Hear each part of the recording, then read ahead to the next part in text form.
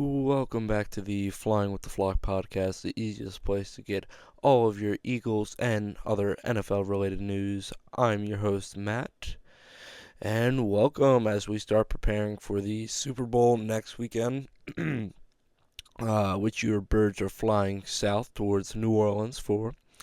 Uh, Again, I just want to say before we get into anything, I just want to thank you all for an amazing season and just popping out and listening to each episode. It does mean a lot, every single view. It doesn't go unnoticed by me. And I just want to say, please, if you wouldn't mind leaving a like, subscribe, maybe a comment if you don't mind taking a couple extra seconds out of your day to just leave a message on what I could do better, or if you are enjoying what I'm currently doing, the format that I'm doing. Obviously, the off season will shake some stuff up, which we will get into after the Super Bowl anyway. So, with all the pleasantries out of the way, we can kind of jump into what is currently being monikered as the Sunday evening massacre uh, of the birds. Let's see. So, jumping right into it, just looking at like raw stats before we go into some of the implications of the game. The Philadelphia Eagles, your Philadelphia Eagles, hopefully, beat the Washington Commanders 55 to 23. And realistically, even when it was 14 to 12, it still didn't really feel that close. It didn't feel like a one-score game because it felt like the Eagles at any time could completely take over this game and just manhandle this Commanders defense and this Commanders offense to some degree as well. Jalen Hurts, a solid 20 for 28 on the day, 246 yards, and one touchdown through the air. On the ground, he had 10 carries for 16 yards and 3 touchdowns on the ground.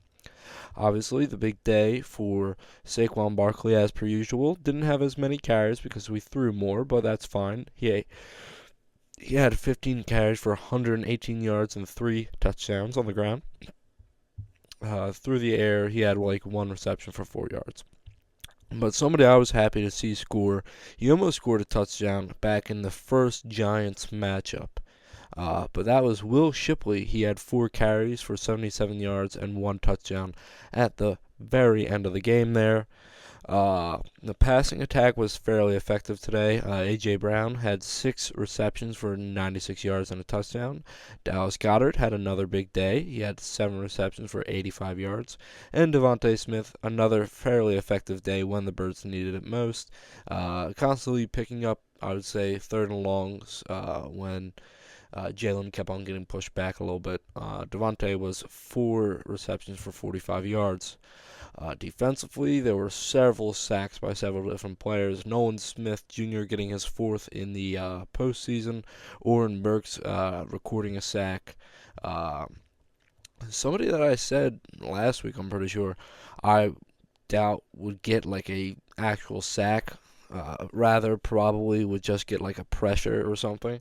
Was Jordan Davis. He was able to get his own sack, and I've thought he sacked the quarterback twice online and through the stats. It's just listing one, but that's a little bit odd to me. So I'll have to go back. Probably I'll rewatch the tape next week, look at all the plays. And Quinyon Mitchell got a second career interception. He mossed Terry McLaurin. Like, that wasn't even funny.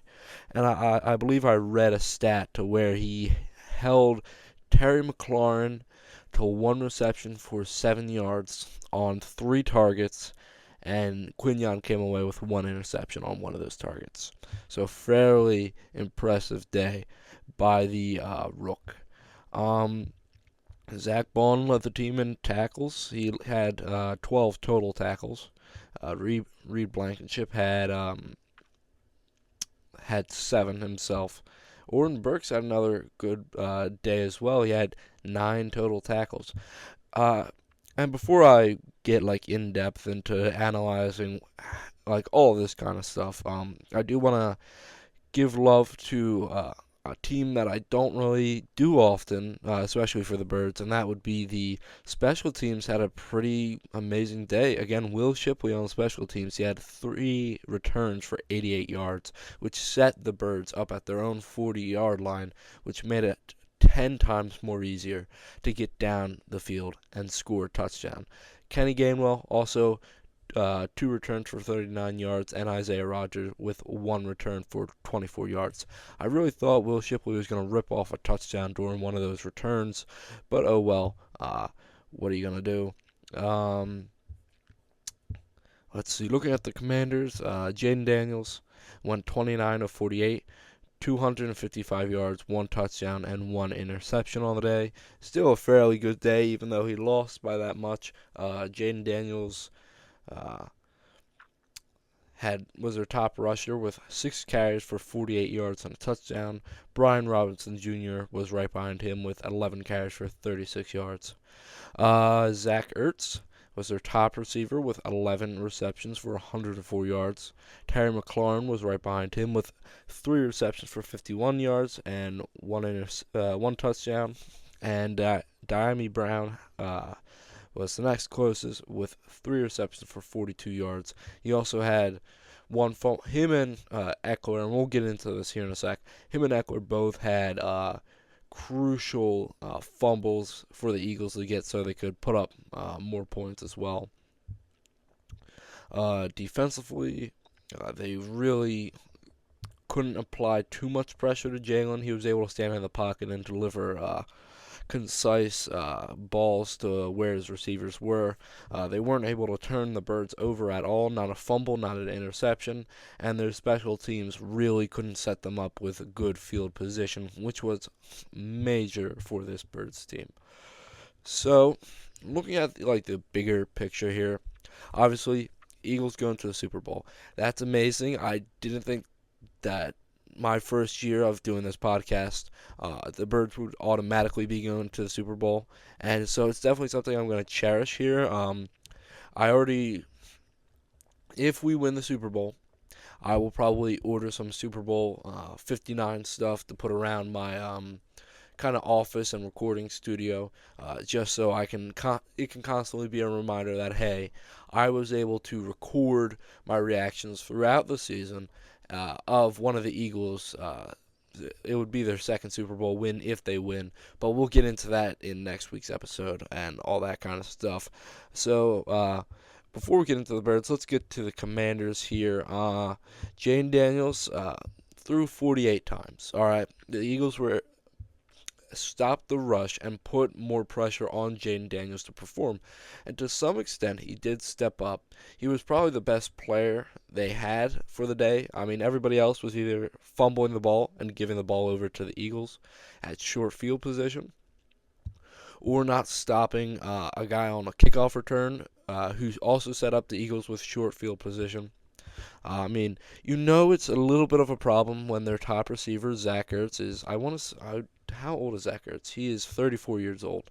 You don't like to see that their top receiver, who is 34 years old, is getting 11 receptions.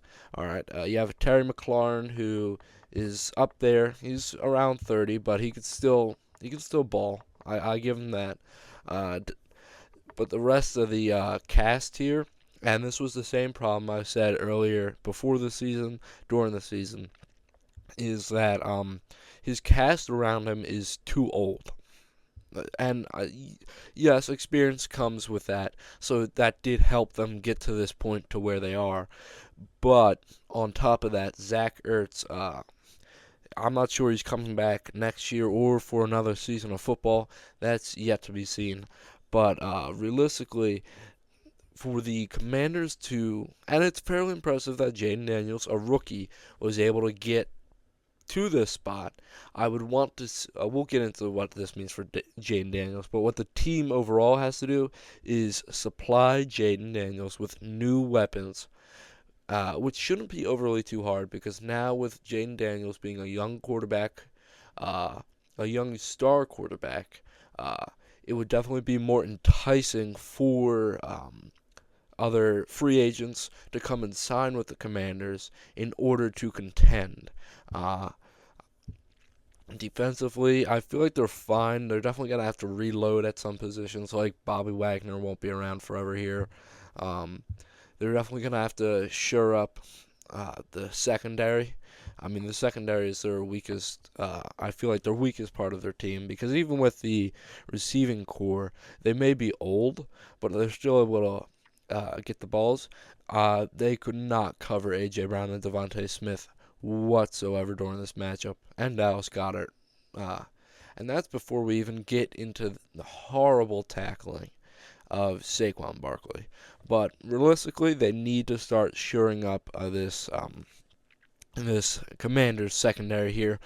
St. Juste isn't going to cut it as being your top corner, and he's going to be, Marshawn Lattimore, that guy. But realistically, these two, Marshawn Lattimore and Benjamin St. Juste, aren't just going to cut it. You guys are going to have to find your own Quinyon Mitchell, your own Cooper DeJean in the draft, or even in free agency if you bring in you try to bring in a big name corner to try to lock down A.J. Brown, which would be interesting to say the least. For Jayden Daniels, this game, although he lost, he still performed fairly decent for having to throw over 48 times, nearly 50 times. For no rookie has ever made it to the Super Bowl, so that's why I kind of doubted in Jayden Daniels somewhat. I knew his cast of receivers and backs couldn't carry him, so he was going to have to carry the team. And against an Eagles defense like this, a quarterback carrying the team is damn hard to do, and only some of the best quarterbacks can do it. And this season alone, we've seen this Eagles defense shut down the Joe Burrows and Lamar Jacksons of the world. So it's definitely going to be interesting to see how Jayden Daniels continues to develop over the next off season. He gets a new off seasonal work. He can do workouts. If they get in new talent, he can do workouts with a new talent earlier, so they can start getting a connection before the season. Overall, this is a fairly impressive season by Jayden Daniels, who definitely locked up Offensive Rookie of the Year. There's not a question about that. And before the season started, I thought Caleb Williams would be the most likely to get that. Obviously, I was wrong, and Jayden Daniels has proven that even though he may be a little bit of an older rookie, him and Bo Nix both proved this season. Even though he can be a little bit more of an older rookie, that doesn't matter. The experience under center with an extra year in college means a whole lot, especially when it comes to performing in big games in the NFL. Next up obviously I would be talking about the Eagles here, but I'm not going to talk about them as in depth as I just did for the Commanders. Rather, let's just talk about how they kind of performed. Jalen Hurts, fairly impressive day, and we'll get into Jalen Hurts in a second here. But looking at Saquon, fairly big day. Only 15 carries, but had over 118 rushing yards and 3 touchdowns. At one point, he had 2 carries and 2 touchdowns. So it was a fairly impressive day by Saquon, again, who is only 30 yards away from breaking the all-time most rushing yards in a single season record. That is combining, obviously, the regular season and postseason, being held by, I believe, that one Broncos running back.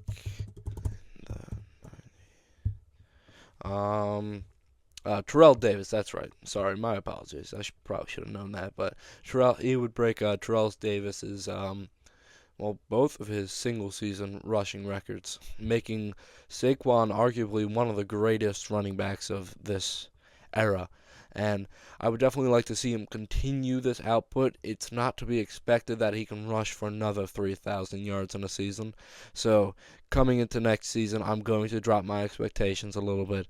But I'll definitely enjoy having Saquon for the next couple of years as an Eagles fan.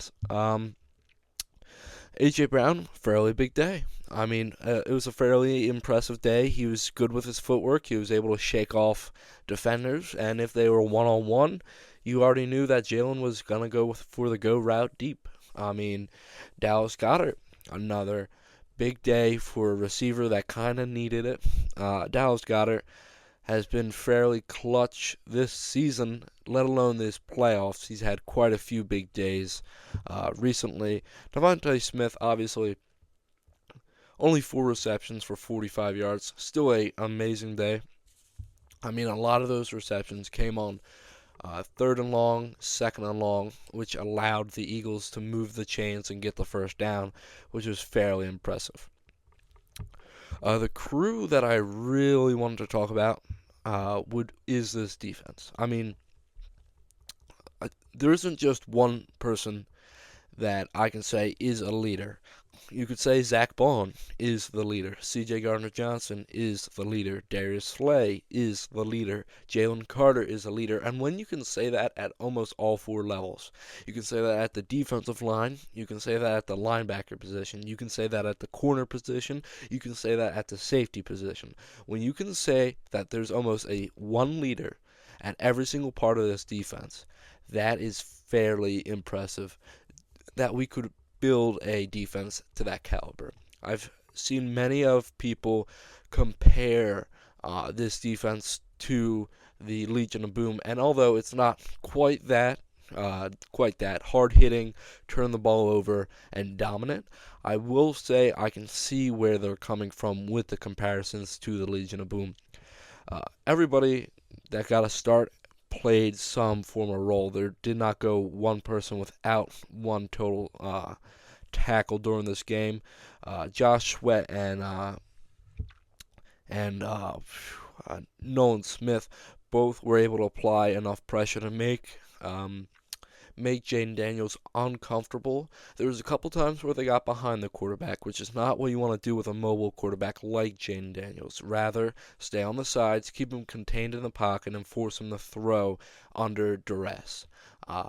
Obviously, although Jalen Carter always plays a big factor, and he always normally has a big day, Jordan Davis was more impressive to me than Jalen Carter, especially in the pass rushing department.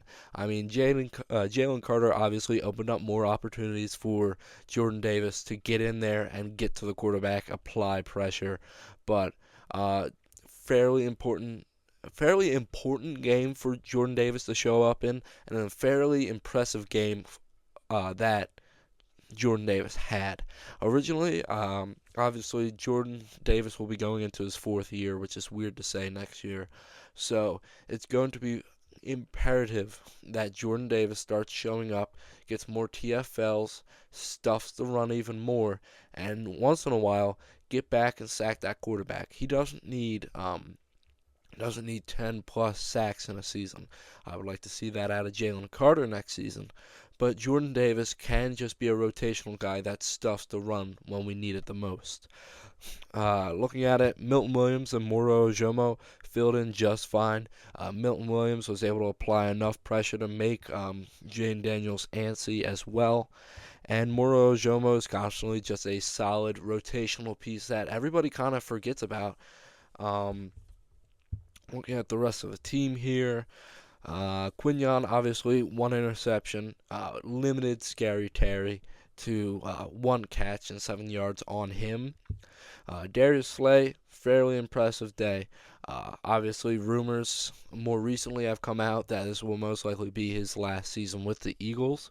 So it's kind of important that we get this guy a ring before he goes out on his horse, out on the sunset, and then he either decides to play for a new team or he retires an Eagle. C.J. Gardner-Johnson, almost coming down with several different interceptions, so that's a fairly impressive day for him. But the person I believe, although I could talk about Zack Baun, Reed Blankenship, both players had major days as well, I'm going to talk about somebody that I thought was when we started after the Packers game, after Nakobe Dean got injured, so you can kind of see where I'm going with this. I genuinely thought the linebacker position, at least the linebacker 2 position, would be our biggest hole and would ultimately be one of the banes of our existence. But Oren Burks has happily proved me wrong. I mean, he's filled in, he's recorded a sack, he applies pressure when needed, he helps contain the quarterback, he stuffs the run, and he pass covers pretty well. He's just able to fill in, and he's one of those rotational guys that if I don't know his contract right now, it might just be a 1 year weird contract, but he could be one of these guys that could be a rotational guy that can help us out, especially in long runs where Nakobe Dean is notoriously known for getting injured. He could come in, he can fill in, and he can just play solid football. So the person I'm most impressed with, honestly, for this game, offense and defense and special teams, would be Oren Burks. The way that he played, he was commanding, and he was a team player. Finally, let's touch on the Jalen Hurts. He played out of his mind. This was the best game he's had since Super Bowl 57. I mean, 20 for 28, 246 yards, and 1 touchdown through the air. On the ground, even with a banged-up knee, he had 10 carries for 16 yards and 3 touchdowns. That's a fairly impressive day for a quarterback that's constantly doubted, is said to be overrated, and isn't even mentioned in the top 4 quarterbacks in the league, or top 5 to that matter. People wanted to throw Jayden Daniels up before Jalen Hurts in the quarterback rankings, and I feel like if he wins the Super Bowl, Jalen Hurts is a top 3 quarterback in the league. He might be top 2. I won't say that because we still have Joe Burrow up here. And that's right, I'm going to say it outright. Josh Allen and Lamar Jackson, although they're top 5, they are not top 3 quarterbacks if Jalen Hurts can go out and win the Super Bowl. Obviously, Patrick Mahomes is number 1. I believe Joe Burrow could be number 2. And if Jalen Hurts comes in at that number 3, that's fairly impressive. He said during a post-game interview that Sirianni took the straitjacket off him a little bit, which tells me that especially after starting at 2-2, Sirianni really sat back and really thought about what's best for the team. How can the team win? Realistically, that's fairly impressive by Sirianni. He's able to sit back, not be in the moment, and he's able to decide, hey, running the football seems effective. We have the best running back in the league. I'm not even going to say top 2. We have the best running back in the league. And we have one of the best offensive line in the league. Let's just run the ball, take pressure off of Jalen Hurts, and as the season goes on, as Jalen turns the ball over less, and as we can, when it matters more, we can start opening up the playbook and allowing Jalen to start to find a rhythm and come into his own. It's about time. Kellen Moore, I was starting to question his play calling decisions, but maybe it was Sirianni just limiting the offense, which forced Kellen Moore to call these awkward plays where Jalen really didn't have a check down against the blitz, or if the blitz was coming, all 4 receivers were heading upfield and Saquon couldn't get out of the backfield fast enough for a dump-off pass. No, but it just seems to me that if we could perform like this in the national championship, then and we just started opening it up, then the Chiefs don't know what we don't know what our full potential is, let alone the Chiefs and Spagnuolo.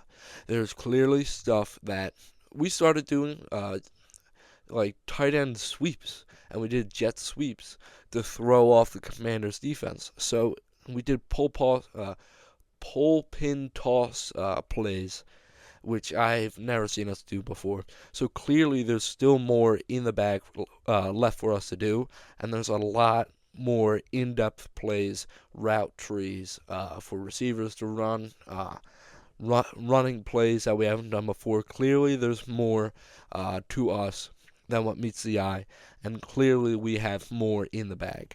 Obviously, I will not talk about implications for the Eagles' offseason because we haven't lost yet. And until after the Super Bowl, that's when I'll go over and I'll talk about what the Eagles have to do in the offseason to improve, no matter what the outcome is in the Super Bowl. Alright, so next up we have the Kansas City Chiefs beating the Buffalo Bills 32-29 at Kansas City. Patrick Mahomes went 18 for 26, 245 yards and 1 touchdown. On the ground, their top rusher was Kareem Hunt with 17 carries for 64 yards and a touchdown. And Patrick Mahomes was the second best rusher as well with 11 carries for 43 yards and 2 touchdowns. Xavier Worthy was their top receiver with 6 receptions for 85 yards and a touchdown. Juju Smith-Schuster had a pretty big day for his team. He had 2 receptions for 60 yards. And Hollywood Brown with 3 receptions for 35 yards. Defensively, they were able to sack Josh Allen a few times, able to apply enough pressure to make him throw a lot of errant passes, especially in the beginning of the game. But ultimately, looking at the Bills, Josh Allen, 22 for 34, 237 yards, and 2 touchdowns. James Cook, 13 carries for 85 yards and 2 touchdowns. Receiving, Mack Hollins, 3 receptions for 73 yards and a touchdown. James Cook was the next top receiver with 3 receptions for 49 yards, and Khalil Shakir behind him with 6 receptions for 46 yards. Defensively, they were not really able to apply too much pressure to Pat Mahomes.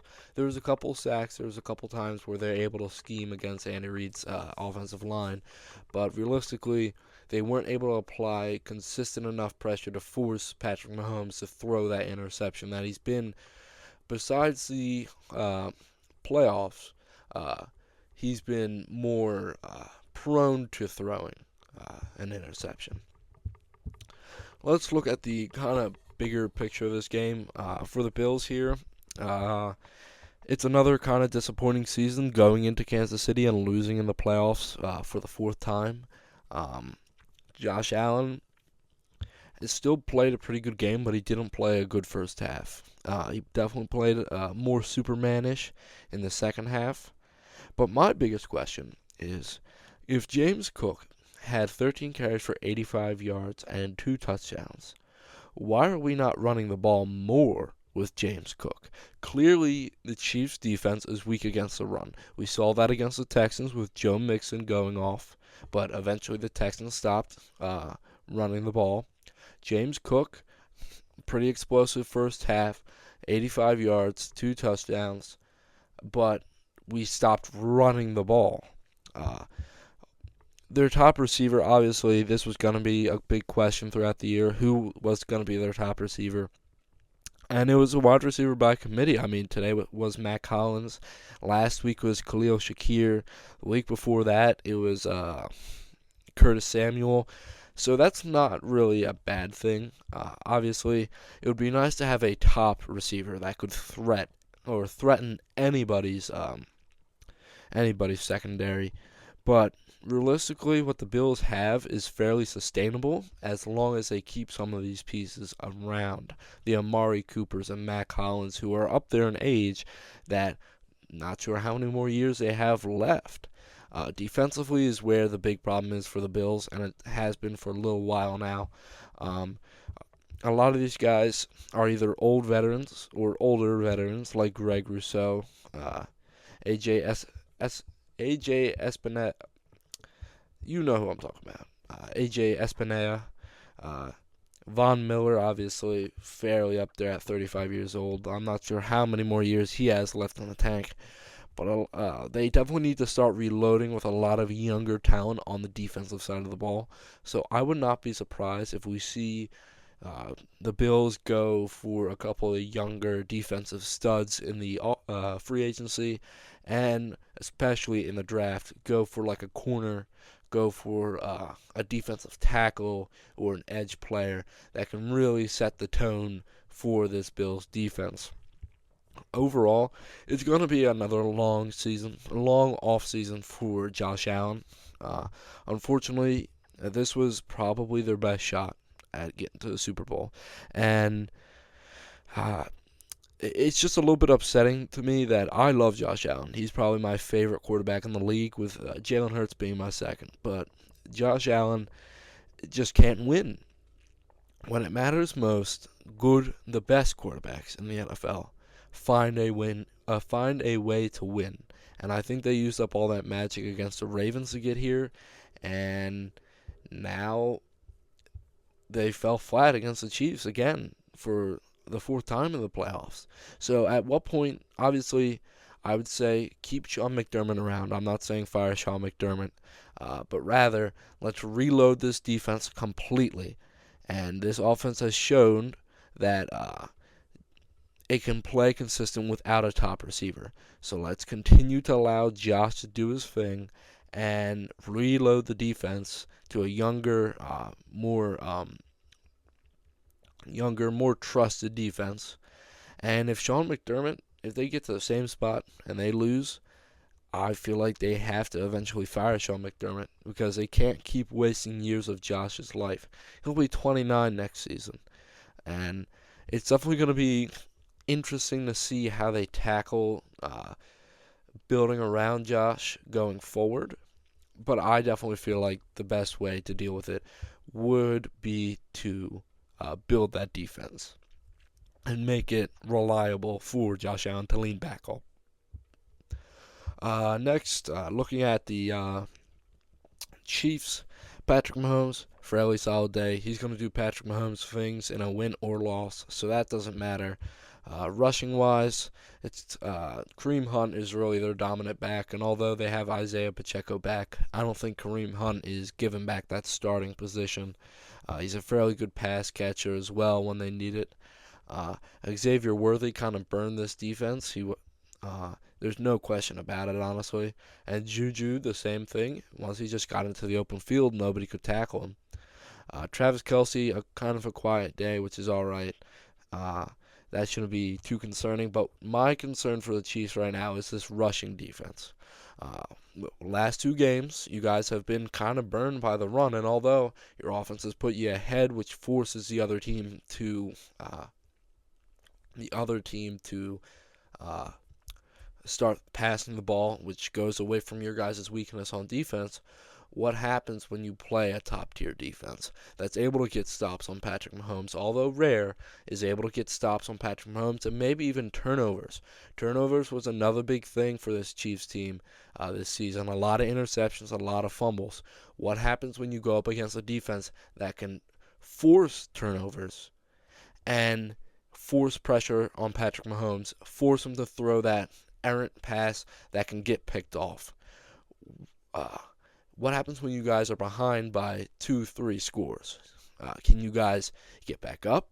Or are you guys going to start just passing wildly, hoping for the best?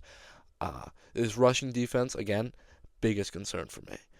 Realistically, it could be their Achilles heel, maybe in the Super Bowl. I'm not going to make my predictions yet. I'm going to wait a week, let them play out and everything. But realistically, that could be their ultimate downfall, is this rushing defense is getting burned by top backs in the league, that being Joe Mixon and James Cook. So yeah, Chiefs, just keep trying to find ways to win, and I believe you guys will do just fine. But don't forget, you guys aren't inhuman. You guys have weaknesses. And if you guys play better teams, more well-built teams, it could ultimately come back and bite you in the end. Obviously, I would, if this was last week, if this was a championship game, I would go over the playoff picture, but we have the Chiefs versus Eagles in the Super Bowl, as I said earlier. Last weekend, I went 1-on-1 on my picks, making me 199-85 on my picks this season. So, realistically, if I get the Super Bowl right, I can get 200 correct guesses in a season. All right, so let's go over some of this coaching hirings. We had quite a few happen between last episode and this episode. So let's go to the Jets vacancy. They hired Aaron Glenn, as I predicted, and he definitely set the tone early in his press conference. He said that they're the Jets and they're gonna give you everything that they got.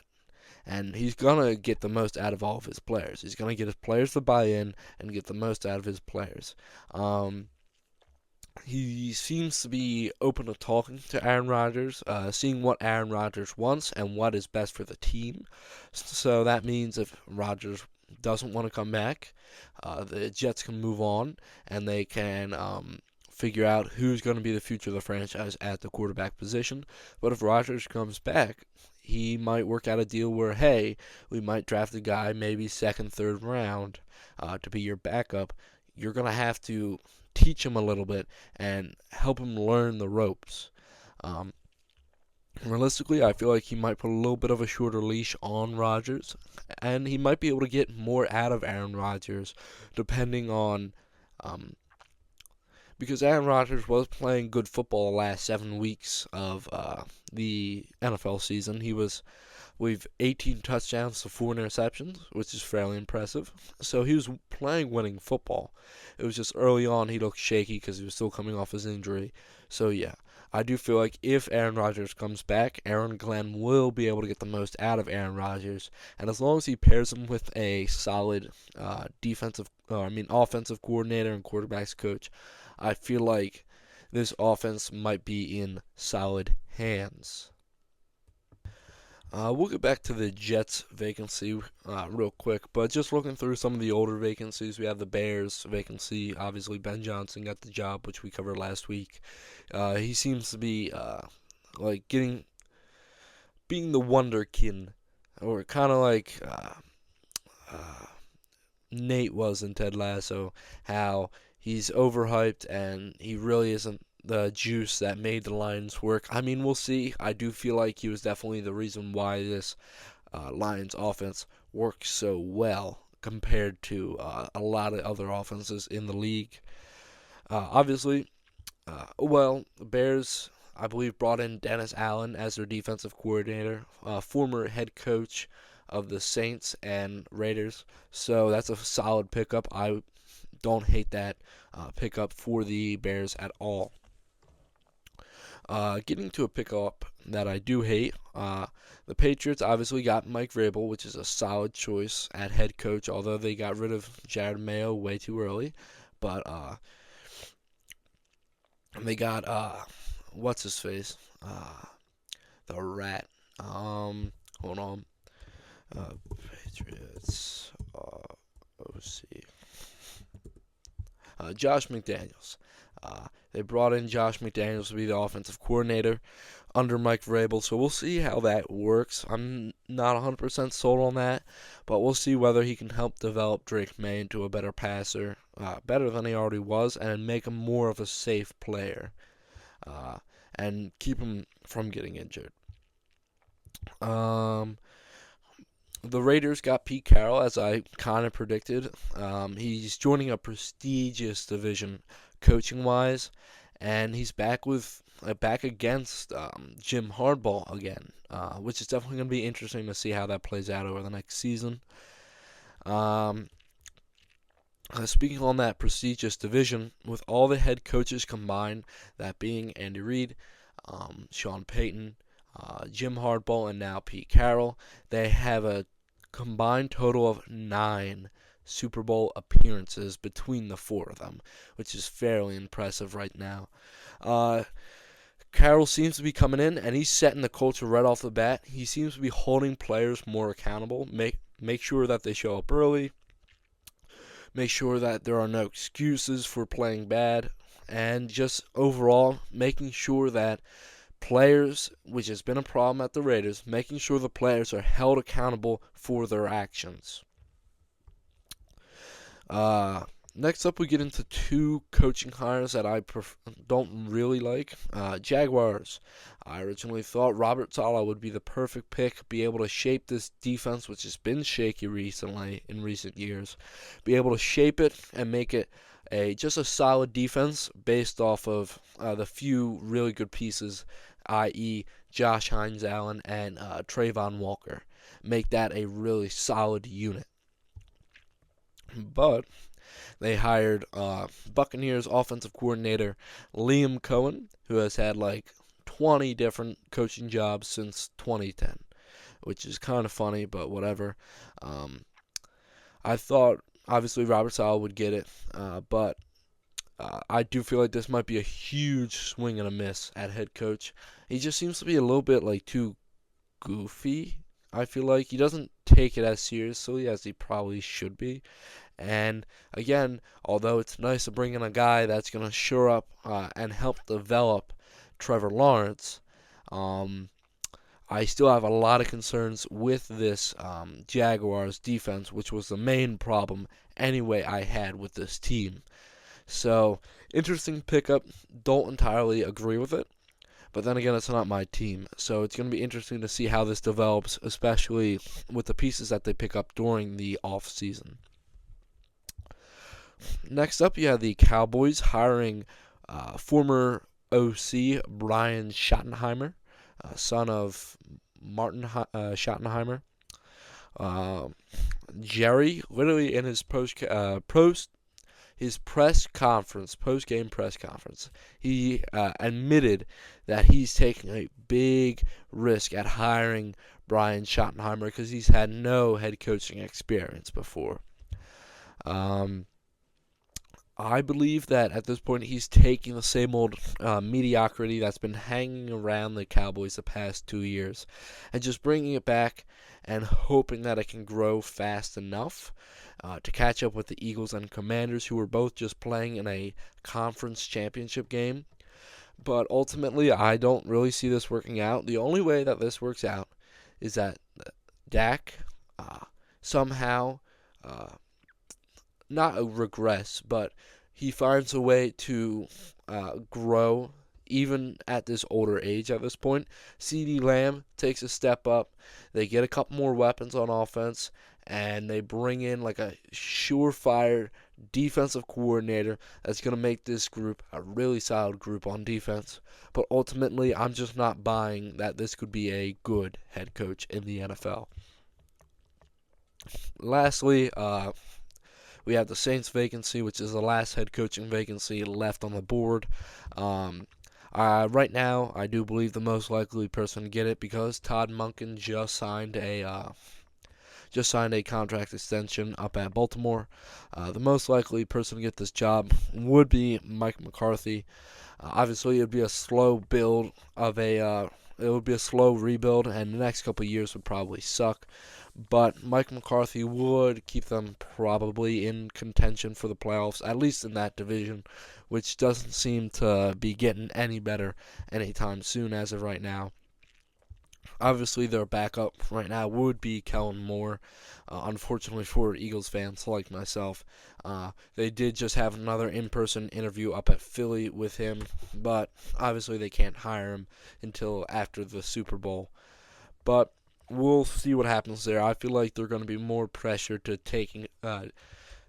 getting a head coach now in order to build the team sooner rather than later and miss out on all the offensive coordinator jobs that all the coaching jobs that they would need to fill at this point, compared to with all the choices that they have compared to what they're going to have in a couple weeks. So realistically, looking at it, the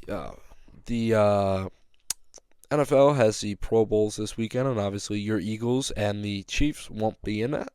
And the Eagles had multiple Pro Bowl people in it.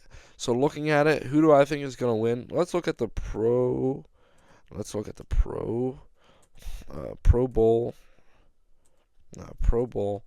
roster.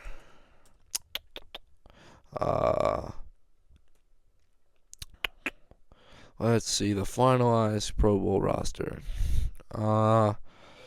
just looking at it right now, I feel like the uh hmm okay, well that's only giving okay, here's NFC. Uh I do feel like the NFC might win again this year like they did last year. They might obviously they're gonna split a lot of the skill challenges, but I feel like they might win the flag football at the end of the week. So that's my prediction. NFC wins the Pro Bowl this year like they did last year.